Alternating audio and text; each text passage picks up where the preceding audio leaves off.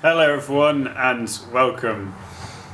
Part of the reason I started filming videos about Brazil was because I wanted to show friends and family what it was like, as most of them have never been there and probably will never go there. And I wanted to consider why so few people go to South America. And I guess it's because a lot of people have doubts or issues about the security situation and around personal safety in general. So today I want to discuss what it's like in Brazil and also share some travel tips and advice for travelers who do go there. First of all, Brazil has a fantastic tradition of hospitality, and on the whole, Brazilian people are really friendly and welcoming, and they really enjoy meeting new people and having foreigners come to their country on holiday to discover what it's like. I've been to Brazil 4 times now, and only on 2 occasions have I had a problem with safety or security. The first time was in 2014 in a city called Porto Alegre in the south of the country. So I was in a padaria, which is like a mix of a cafe, a bar, and a local shop. And it was a 24-hour place. So I'd been to a nightclub with some friends, and we were in this padaria having some food, and it was quite late. It was about 4 o'clock in the morning. And I decided to take a photo of the padaria for a memory.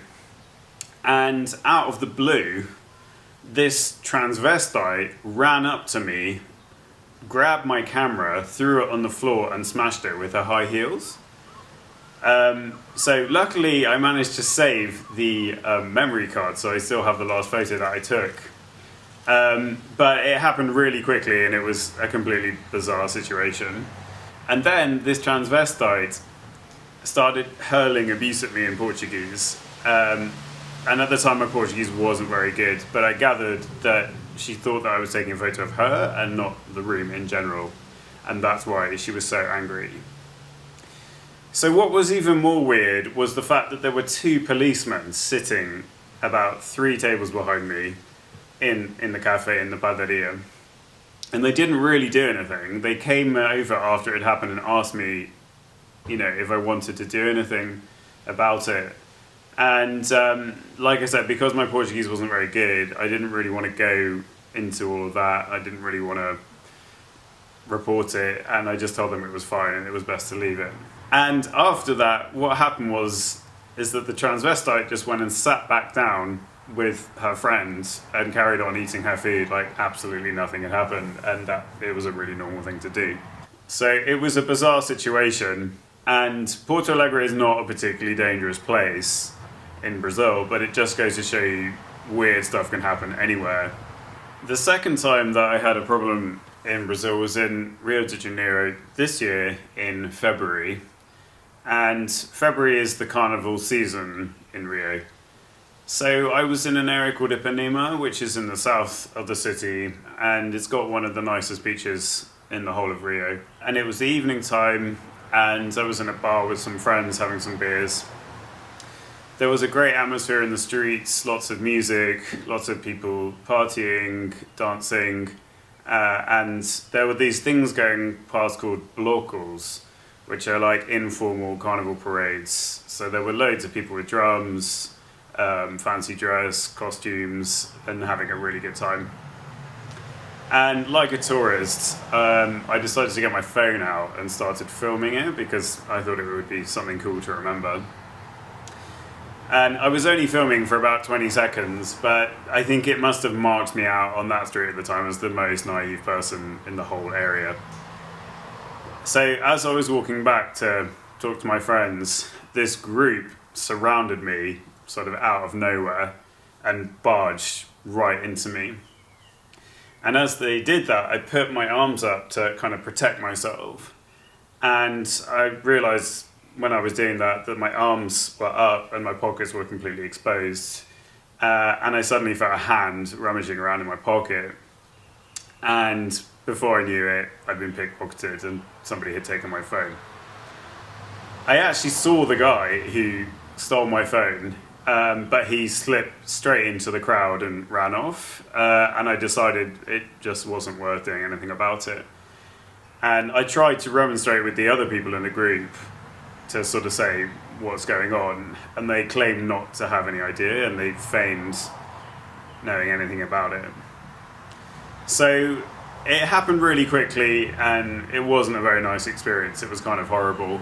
And I went to the bar manager at the time, and I told him what happened and asked him if he had any security guards or if there were any police around.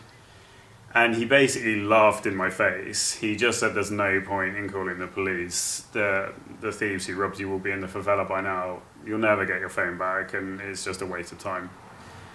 So that was kind of a reality check, and that was kind of a hard experience. When I spoke to my friends about it, they said that they'd had similar experience in other places, like in New York or London or Barcelona. So it just goes to show this kind of thing can happen anywhere.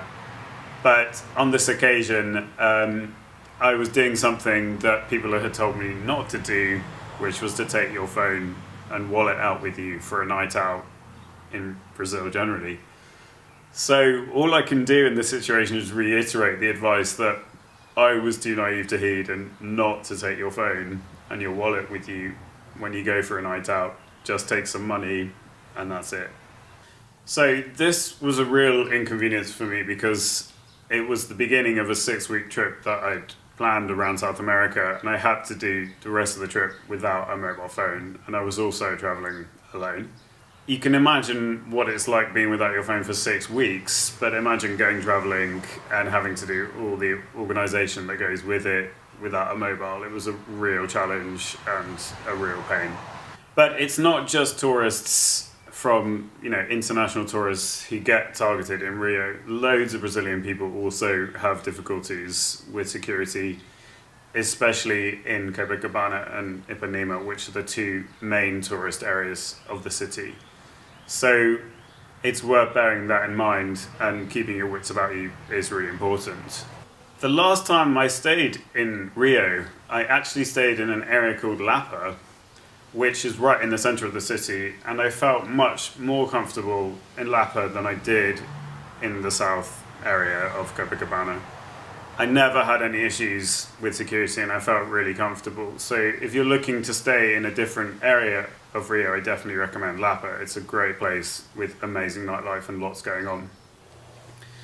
So in general, Brazil can be an unsafe place, and you have to be careful as when you go traveling anywhere. And there have been some isolated cases of people actually getting killed, and I mean tourists actually getting killed. So there was a case in 2017 when a British woman was canoeing solo down the Amazon River in the north of Brazil, and she was brutally murdered in a horrific murder case that made headlines all over the world. And in the same year, a Spanish tourist was also killed when she was doing a favela tour inside of her car. Like I said, these are isolated cases, but it goes to show that occasionally tourists do end up having real serious difficulties. I have to say, I don't think going to favelas to do tours is a good thing to do. Favelas are essentially neighborhoods where people live, but they are very dangerous places. And I don't agree with the idea of viewing favelas as tourist attractions. I find it kind of exploitative. So I want to share with you some tips and some advice when you're traveling to Brazil, but also these tips will be valid for when you're traveling anywhere in the world. So my first tip is to buy one of these, which is a travel money belt. So these are really good things that you can wear under your clothes, and you can put your passport, money, phone, documents, travel documents inside there. And I think it's a much safer way than just putting it in a rucksack or in your pocket. Most of the time when you're in South America, there are safes in hotel rooms and in hostels. But there will be times when you have to go out with your passports and documents. For example, if you go to change some money, you have to take your passport with you. So I think this is a really good idea to protect your things that are essential when you're traveling. So having a money belt is a great plan.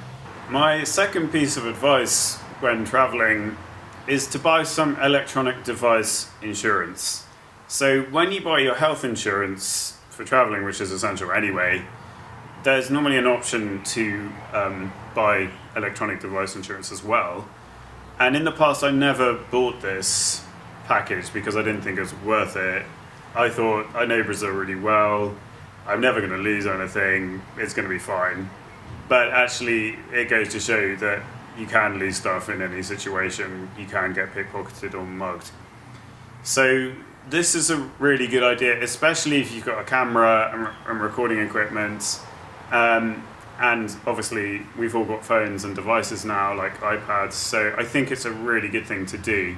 It doesn't cost that much extra on your normal insurance, and it will save you a lot of money in case you do get into difficulties. So when I got back from my last trip to Brazil, I had to buy a new phone, which was obviously very costly. My third piece of advice is to use Uber when you're traveling around cities, and this goes for South America in general. So not only are Uber cabs cheaper, but they're seen as being much safer because you can track your journey online. Taxi drivers will often overcharge you and take you around the houses and take you the long way around. But with Uber, there's just a bit more transparency and a bit more clarity about your journey and how much it's going to cost. And in Brazil, they have other cab apps that you can use on your phone, like Cabify and 99, which are also good options. But it's just generally the idea of using an app to track your journey. My fourth piece of advice is to let your bank know that you're going abroad when you travel. So you can do this really quickly on your app, and you don't even have to call anybody, you can just do it automatically on your app. So this helps to let your bank know that you're going to be away, so they don't suspect that you've had your bank card stolen. And it's a really useful thing to do. I had the situation once when I didn't let my bank know that I was going away and I had my card cancelled. And this was extremely inconvenient because it meant that I had to call my bank every time I wanted to make a cash withdrawal, and I had to stay on the line for a long time. And that cost a lot of money because I had to call from Brazil to England. And it also meant that I had to withdraw all this cash and I had to carry it around with me in Brazil, which was far from ideal. And I couldn't use my card for payments. So this is a really good piece of advice and will save you loads of trouble and loads of inconvenience, because it means you know you can use your card wherever you are, and the bank doesn't think that your card's been stolen and is being used fraudulently. But the main point I want to make is that you shouldn't let these issues around safety and security put you off actually going to Brazil or to South America in the first place. So the first time I did go to Brazil in 2014, I was a bit apprehensive about what it was going to be like, because you do hear a lot of different stories from different people and everybody's got their own opinion. But actually it's such an interesting place to visit for tourists, and it's always a really good experience.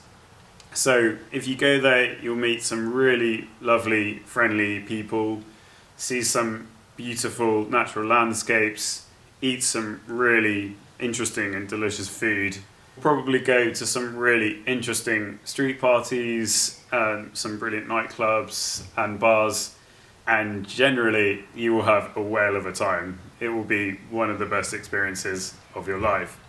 Brazilian culture is very sociable and very open and very chatty, so going there for a travelling experience is a really good option, and you'll mainly have a very good time. There'll probably be some ups and downs and a few hiccups along the way, And don't get me wrong, you need to be careful and you need to keep your wits about you when going to South America.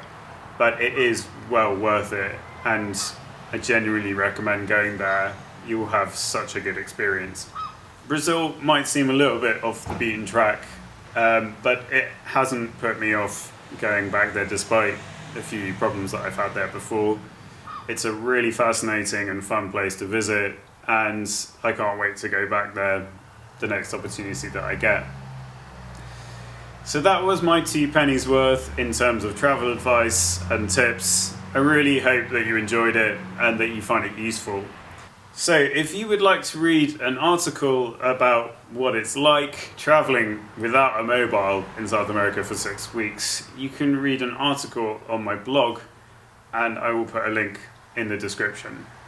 You can also watch a video of what it's like in Rio, and I'll put a link to that video now. Thanks very much for watching. I really appreciate your time. Take care. Ciao, ciao.